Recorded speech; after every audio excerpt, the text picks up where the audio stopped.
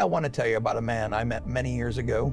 He was 52 years old, and he had done everything right. He had worked hard for 30 years. He had saved diligently. He had built something real. He had about $400,000 sitting in accounts, and he was proud of that. He should have been proud of that. But then he made one decision, one single decision in a single afternoon, and by the time he was 61, he had less than $40,000 left. He was not a foolish man. He was not a lazy man. He was a man who did not understand the physics of the game he was playing. And the game at 52 is a completely different game than the game at 32. The rules change, and nobody tells you the rules have changed. That is what I want to talk to you about today. Because if you are somewhere between 45 and 60 years old right now, you are standing at the most consequential financial crossroads of your entire life. Not the beginning of your journey, the middle of it. And the middle is where most people wreck everything. You do not wreck your financial life when you are young and broke. You wreck it when you finally have something to lose and you do not realize how fragile it actually is. So pay close attention. What I'm going to share with you today is not complicated. It is not sophisticated. It will not require a finance degree or a Bloomberg terminal, but it will require something harder than either of those things. It will require you to be honest with yourself about what you are actually doing and why. Let us begin. I have organized what I want to tell you around 5 decisions. 5 decision types that I have watched destroy the financial futures of people in the 45 to 60 age window. I call these the 5 ruin events. Not mistakes, not setbacks, ruin events. Because at this stage of the game, a mistake at 28 is a tuition payment. The same mistake at 54 is a catastrophe. You do not have the time horizon to recover that you had at 28. The snowball has been rolling for 30 years. It has real size and real momentum now. And that Starting the next course here. Not just cost you money, it costs you compounding. This it stone you the years fits of growth that money would have perfectly. generated. It costs you Pressing the it independence down that to was finally set the within mortar. reach. That is what makes this window so dangerous and so critical. The new layer is complete. And the traps have never been more sophisticated. Now for the next Let me walk stone. you through all 5. Ruin event 1. The late game swing. Here's something I have observed in this business for 70 years. The men and women who destroy their wealth in middle age almost never do it through laziness. They do it through ambition. They do it because they look at what they have built and they make a calculation. They say, I am behind where I thought I would be, or they say I'm close but not close enough. And then they say I need to accelerate. And that thought, that completely understandable human thought, is where the catastrophe begins. I call this the late game swing. It is the moment when a patient builder becomes a desperate gambler without even realizing the transformation has occurred. Let me give you the analogy I use to explain this. Imagine you're a surgeon. You've performed thousands of successful operations over 30 years. You are skilled. You are disciplined. You are respected. And then one afternoon, someone offers you a new procedure, a radical new technique that they say produces dramatically better outcomes. But it is untested and complex and requires completely different tools than the ones you have spent your career mastering. A wise surgeon says no, not because the procedure is definitely bad, but because the expected value calculation does not make sense. Your existing technique has a very high success rate built on 30 years of refinement. Why would you introduce radical new variables when you're already winning? The desperate surgeon says yes, because he has been told this new technique produces better outcomes, and he wants better outcomes. And he does not stop to ask the most important question, which is better outcomes compared to what baseline and at what risk. This is exactly what happens to people in the 45 to 60 window.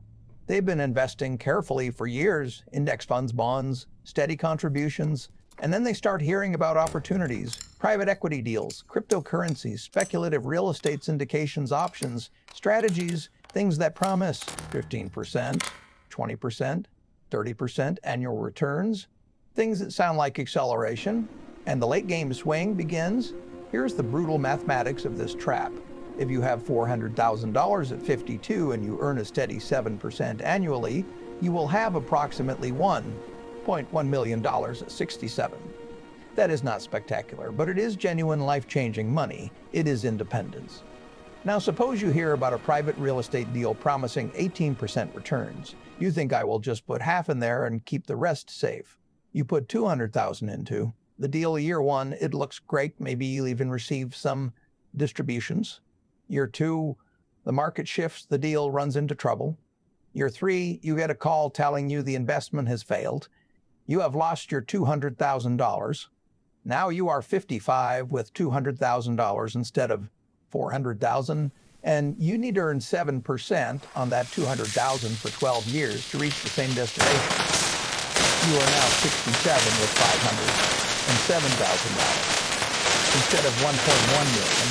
One decision, one afternoon, it cost you $600,000. Not the 200 you lost, 600 because you lost the compounding on that money for 12 years. That is the true cost of the late game swing, and it is a cost that almost nobody calculates correctly because most people only count what they lost, not what they lost plus what it would. Thrown into here is the truth about this trap. The reason sophisticated, intelligent people fall into it is not stupidity. It is a phenomenon I've seen my whole career. When someone has been earning 7% for many years, the mind begins to treat 7% as the floor, not the ceiling. The brain habituates to the number. It stops feeling like a victory and starts feeling like a baseline. So when someone offers 18%, it does not sound like more than double your current return. It sounds like an upgrade to something you deserve. You must fight this instinct with everything. You have the most dangerous 4 words in the investment game are not this time. It's different. The most dangerous 4 words for someone in your age window are, I deserve more. Now, Charlie Munger told me once that the best way to get rich is to not get poor. At first, that sounds like a circular observation, but he was pointing at something profound.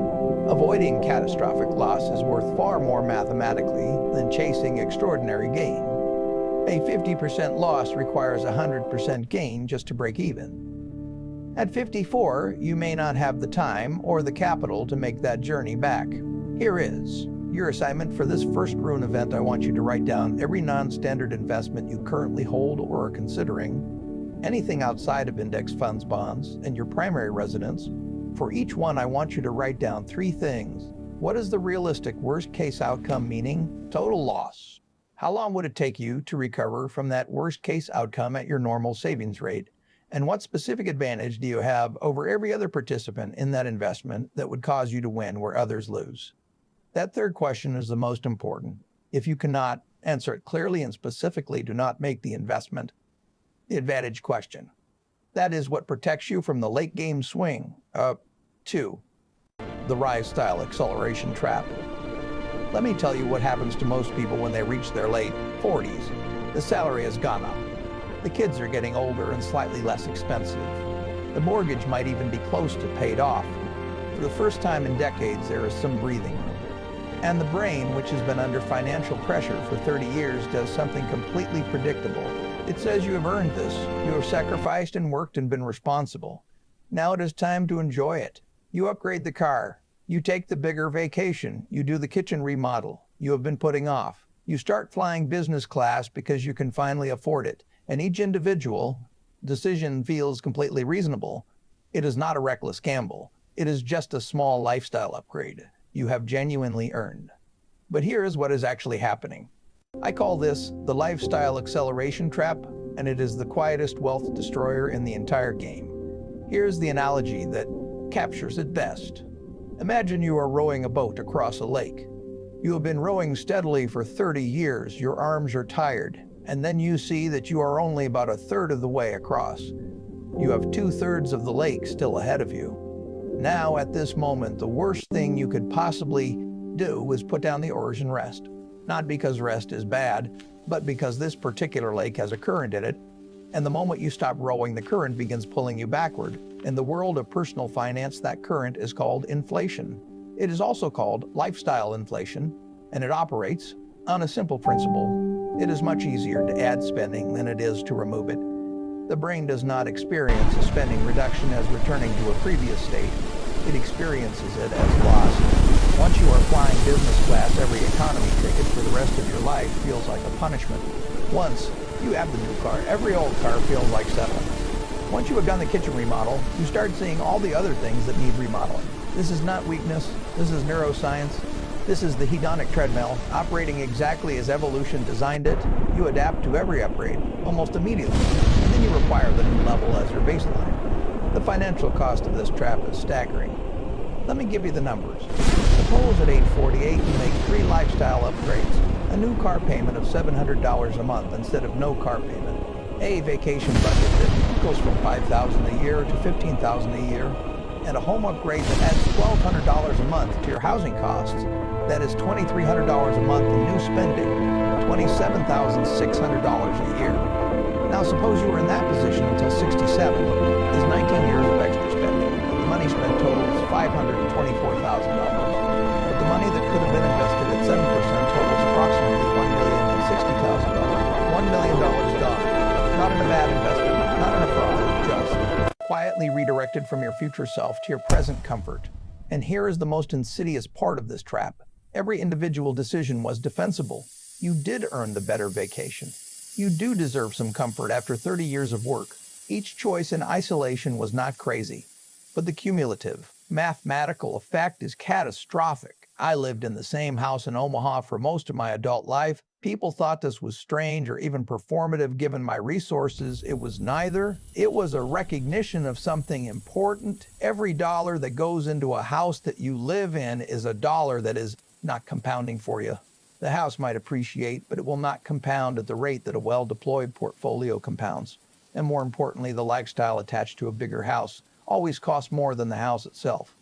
The furniture, the maintenance, the property taxes, the heating and cooling, the expectation of a certain kind of hosting. Every lifestyle upgrade comes with invisible operating costs that nobody counts when they make the initial decision. Here's your assignment. I want you to calculate your monthly spending now versus what it was 10 years ago. Adjust for inflation and adjust for any legitimate changes, like older children or a paid-off debt. What is left after those adjustments is your lifestyle inflation number. Then I want you to multiply that monthly number by 12 and then by the number of years until you plan to stop working. Then multiply that by 2 to account for the compounding you are sacrificing. That is the true cost of the lifestyle choices you have made in the last decade. Write it down. Look at it. Do not explain it away. Just let that number sit in front of you for a few minutes. That discomfort you feel is the sound of your future self trying to get your attention. Ruin Event 3, the sequence of returns catastrophe. This is the one that most people in their late 50s never see coming, and it is the most mathematically brutal of all 5 ruin events because it can happen to someone who did everything correctly, who saved diligently, who invested wisely, who never made the late game swing. They did everything right and they still got destroyed. And the reason is something called sequence of returns risk. Let me explain this with an analogy because the mathematics alone will not communicate how genuinely dangerous this is. Imagine 2 farmers, both of them have the same sized field, both of them plant the same crops. Over a 10-year period, both of them receive the exact same total amount of rainfall. The total water each farm receives is identical, but farmer A receives heavy rain in the first 5 years and drought in the last 5. Farmer B receives drought in the first 5 years and heavy rain in the last 5. Which farmer survives? Farmer B does. Farmer B loses the farm, even though they received identical total rainfall, because the sequence in which you receive resources when you are actively depending on those resources for survival determines everything. This is exactly what happens in retirement. Suppose you retire at 62 with $1 million and you plan to withdraw $40,000 a year to live on. Now suppose the market drops 40% in your first 2 years of retirement. You now have $600,000, but you still need to withdraw $40,000 a year to live. So you are now withdrawing 6.5% of a depleted portfolio. This graph shows compound interest over time. In the early years, growth is slow and the line is nearly flat. But as interest compounds, the curve begins to rise. In the final years, the growth becomes exponential, curving sharply upward. This illustrates the power of starting early and letting time work for you. Not the total return. The sequence here is what makes this so cruel. If the same market crash had happened in year 12 of your retirement instead of year 1, you might have survived it fine, Your portfolio would have had a decade of compounding to build a buffer. The timing of the bad years is what kills, not the existence of bad years. And here's the hard truth. You cannot control the sequence. You cannot know whether the market will crash in year 1 of your retirement or year 10. What you can control is your preparation for the worst case sequence. The defense against this ruin event has 3 components. First, you must have what I call the 2-year fortress. Before you retire, you should have 2 full years of living expenses in cash or near cash instruments, completely separate from your investment portfolio. If the market crashes in your first year of retirement, you do not sell a single investment. You live off the fortress. You give the portfolio time to recover without withdrawing from a wounded position. Second, you must have a flexible withdrawal strategy. The rigid 40,000 a year approach is dangerous. If the portfolio drops significantly, you must be willing to reduce withdrawals temporarily. This requires lifestyle flexibility, which is why Ruin Event 2 and Ruin Event 3 are connected. If you have inflated your lifestyle to the point where you cannot reduce spending, you are catastrophically exposed to a bad sequence. Third, you must have some ongoing income even. In early retirement, I do not mean a full-time job. I mean any income that reduces your dependence on portfolio withdrawals, consulting work, part-time activities, rental income. Every dollar of outside income in your early retirement years reduces the sequence of returns risk dramatically because you are withdrawing less from the portfolio and giving compounding more room to operate. The mathematics here are unambiguous. Someone who earns even $20,000 a year in the first 5 years of retirement and therefore only withdraws $20,000 instead of $40,000 from their portfolio has dramatically better long-term outcomes, even if the portfolio returns are identical, because they preserve the base during the most vulnerable window. Here's your assignment. I want you to run what I call the crash at dawn scenario. Take your current or projected retirement portfolio balance. Assume a 40% loss in year 1 of retirement. Calculate what your remaining balance would be. Then subtract your annual spending needs for year 2. Tell me what your portfolio looks like at the end of year 2. If that number frightens you, it should. And the solution is not to panic and work forever. The solution is to build the 2-year fortress before you retire and to think seriously about what flexible income sources you could maintain in early retirement. Do this calculation tonight. 666. Ruin Event 4. The Invisible Guarantor. This is the ruin event nobody talks about because it is embarrassing, because it touches on love and loyalty and the parts of us that are most human, and because the people who get destroyed by it are almost always destroyed by someone they deeply love. I call it the invisible guarantor, and it works like this. You have worked your entire life, you have built your retirement savings, you are 54 years old, and you are getting close to the finish line. And then your son calls, or your daughter, or your brother, or your aging parent, and they have a problem. Maybe the business is struggling, maybe the divorce left them devastated, maybe the medical bills are impossible. And they do not ask you to give them money. They ask you to guarantee something. Co-sign this loan, they say. Put your name on this lease. Let me use your credit for this. Or they do ask you for money, but they call it a loan. We will pay you back, they say. Of course we will pay you back. And you say yes, because you love them, because refusing feels like abandonment, because you have the resources and they are suffering and you are their parent or their sibling or their spouse. And here is what happens next. In the overwhelming majority of cases I have witnessed across 7 decades, the money does not come back. Not because your loved one is dishonest, but because the situation that caused them to need the money in the first place is still operating, the business is still struggling, the divorce is still expensive, the choices that created the crisis are still being made, and now your money is in a system that is losing money. And the most painful part is this. You cannot foreclose on your child, you cannot sue your brother, you cannot repossess your sister's car without destroying the relationship, so you absorb the loss. And you say nothing because the alternative is family, conflict. And this is how people who did everything right find themselves at 62 with $300,000 instead of $800,000. The invisible guarantor trap is particularly devastating because of a psychological phenomenon I have observed my entire career. When money moves from your account to a family member's crisis, the brain treats it as a temporary displacement, not a permanent loss. You tell yourself it will come back. This belief allows you to tolerate a loss that you would never tolerate if a stranger had taken the same amount. If someone on the street stole $50,000 from you, the outrage and legal response would be immediate. When it is family, the brain applies a completely different accounting system, one that is less accurate, one that is driven by love, not mathematics. Here is the brutal warning I want to give you about this trap. Helping your children from a position of strength is one of the greatest joys of later life. I believe this. But helping your children from a position of weakness is not help. It is a transaction where two people end up damaged instead of one. An airplane instructs you to put on your own oxygen mask before helping others. This is not selfishness.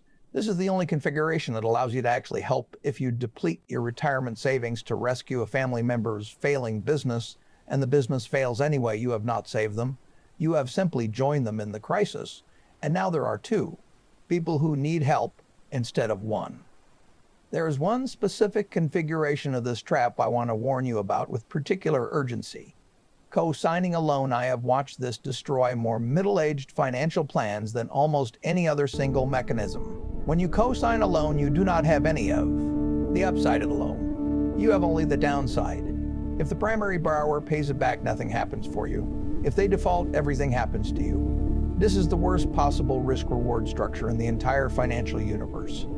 Zero upside, unlimited downside. I will never co-sign a loan for anyone, regardless of how much I love them. If the bank will not lend to them without my signature, the bank is telling me something important about the probability of repayment. I should listen to that signal. Here's your assignment. I want you to make two lists. The first list is every financial obligation you currently have that depends on another person's behavior to resolve correctly. Co-sign loans, family loans, outstanding guarantees. The second list is every family member who has the expectation, stated or unstated, that you will be their financial backstop in a crisis. Look at those two lists. I am not telling you to be cold or to abandon people you love. I am telling you to be honest about the exposure that exists. Because the first step to managing a risk is acknowledging that it is real. Ruin Event 5. The Identity Substitution. This is the most philosophical of the 5 ruin events. But in terms of long-term financial destruction, it may be the most powerful of all. Because it does not cost you money directly. It costs you time. And at this stage of the game, time is the only truly irreplaceable resource, I call it. The identity substitution. And it works like this. Over the course of your working life, your identity gradually becomes fused with your income source. Not your job exactly, but the role that produces your income. The executive, the business owner, the professional, the provider. For 30 years, the question, who are you, has had a clear answer, and that answer is connected to what you do to generate money. And then something happens. A layoff, a business decline, a forced early retirement, a health crisis that reduces your capacity to work, and suddenly the income source is threatened or gone. And because your identity was fused with that income source, your identity is threatened or gone too. And here is where the financial destruction enters. When a person's identity is threatened, they make desperate decisions to restore it. They invest in a new business not because the economics are sound, but because owning a business is who they are. They take a high-risk opportunity, not because the risk-reward makes sense, but because taking bold action is who they are. They spend aggressively on symbols of their previous status because those symbols are evidence of who they used to be. I have watched men take their entire retirement savings and pour it into a new business at 57, not because they had a competitive advantage in that business, but because they could not tolerate the identity of being retired. I have watched women liquidate conservative portfolios to fund a lifestyle that reflected who they were at 45 because they could not emotionally accept that the chapter had changed. This is not stupidity. This is the most human thing in the world. We are meaning-making creatures. We will sacrifice almost anything, including our financial security, to maintain a coherent story about who we are. The defense against the identity. Substitution is something I started working on in my 40s. I began deliberately separating my sense of self from my professional achievements. Not because the achievements were not real or not important, but because I knew that any identity built entirely on external results is fragile. Results change markets, change health, changes age, changes what you are capable of. And if your identity changes every time your results change, you will never have the stability required to make rational financial decisions during the transitions. I am not primarily an investor. I am a person who values learning, honesty, and genuine human connection. Investing is something I do. It is not something I am. This sounds like a small distinction. It is not a small distinction. It is the difference between being able to walk away from a failing chapter with your savings intact versus burning down your financial future. Trying to preserve a role that the world has moved on from here is your assignment. For this final ruin event, I want you to answer one question in writing. Who are you when you are not working? Not what would you do? Who are you? What values animate you, independent of your professional role? What relationships define you, independent of your status in a hierarchy? If you cannot answer that question clearly and specifically, then you have an identity concentration problem. And that problem will eventually express itself as a financial decision, one that you make for psychological reasons, while telling yourself you are making it for economic ones. Write the answer to that question. Take your time. It may be the most important financial planning exercise you do this year. Now I want to step back from the mathematics and the frameworks for a moment, because there's something more important than all 5 of these rules combined, and I have only understood it clearly. In my later years, I have known men who avoided every one of these ruin events, men who were disciplined and rational, and who built enormous wealth in their 50s and 60s, and I have sat with some of those men near the end of their lives. And I will tell you what I observed. The balance sheet was impressive. Everything else was a tragedy. The children who called out of obligation, not love. The wife who had been managed and optimized and treated like a variable in a system rather, and the most important person in a life. The friendships that had been deprioritized for decades because there was always something more productive to do. With the time, I think about what I would feel sitting in a rocking chair at 95, not thinking about my investment return, not cataloging my decisions, thinking about the Tuesday mornings I spent reading with my children when they were small, the conversations I had with my father before he died, the meals shared with people I genuinely loved, the times I told the truth when a lie would have been more comfortable, the times I showed up for someone who needed me, not because it was productive, but because it was right. Money is a tool for freedom. It is the best tool for freedom that I know of in this world. But freedom is only valuable if you know what you want to be free for. If the answer to that question is only more security, more accumulation, more status, then the tool has become the goal, and you have made a fundamental error that no investment strategy can correct. Here is what I know after all these years. The only way to have genuine love in your life is to be genuinely lovable. You cannot optimize your way to connection. You cannot systematize loyalty. You cannot earn genuine admiration the way you earn a return on capital. People see through the performance. They always do eventually. The most valuable thing I have in my life is not the portfolio. It is the knowledge that the people who love me love the actual person, not the performance. That is not something you build in your 60s. You build it in the same years you're building the portfolio. And if you've been neglecting it the way you neglect your physical fitness, the way you always plan to get to it later, I am telling you now, as clearly as I can start building it today, the financial decisions I described in the 5 ruin events matter enormously. Avoiding them can be the difference between a free final chapter and a desperate one. But they are not the game. They are just the preconditions for playing the real game, which is the game of building a life that you would be proud of from a rocking chair, that you would describe without hesitation at your own funeral, that the people who know you best would recognize as genuinely yours, not a performance, not an accumulation, not a defense against mortality, but a life. So let me bring this home. You are somewhere between 45 and 60 years old. You have built something, you have more at stake than you have ever had before. And the 5 ruin events I have described are all around you. The late game swing, the siren song of BITAC. Acceleration that sounds like ambition and operates like recklessness. The lifestyle acceleration trap. The quiet bleeding of compounding into comfort. The sequence of returns. Catastrophe. The timing risk that can destroy even a perfect portfolio in the first years of retirement. The invisible guarantor. The financial exposure that comes wrapped in love. And the identity substitution, the psychological trap that turns a life transition into a financial catastrophe. These are the 5 threats. Now, here's what I want you to do with what you have just heard. Not tomorrow, not next week, tonight I want you to Take a piece of paper and I want you to write down your honest answer to one question for each of the 5 ruin events. Am I currently exposed to this? Just a yes or a no. Do not explain it. Do not justify it.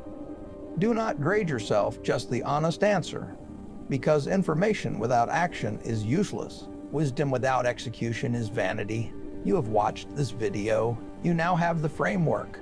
What you do with it in the next 24 hours is entirely your choice. But I will tell you this. The people who actually change their financial trajectory are not the people who understand the most. They are the people who act on what they understand the fastest. The window you are in right now, these years, between 45 and 60, this is not a warning sign, this is an opportunity. The most powerful financial opportunity you have ever had, because the decisions you make in this window will determine whether the final chapter of your life is one of genuine freedom and dignity, or one of constraint and regret. You are not too late, but you are also not early. The time for deliberation is over. The time for action is now. Get to work. That's all. Thanks for watching.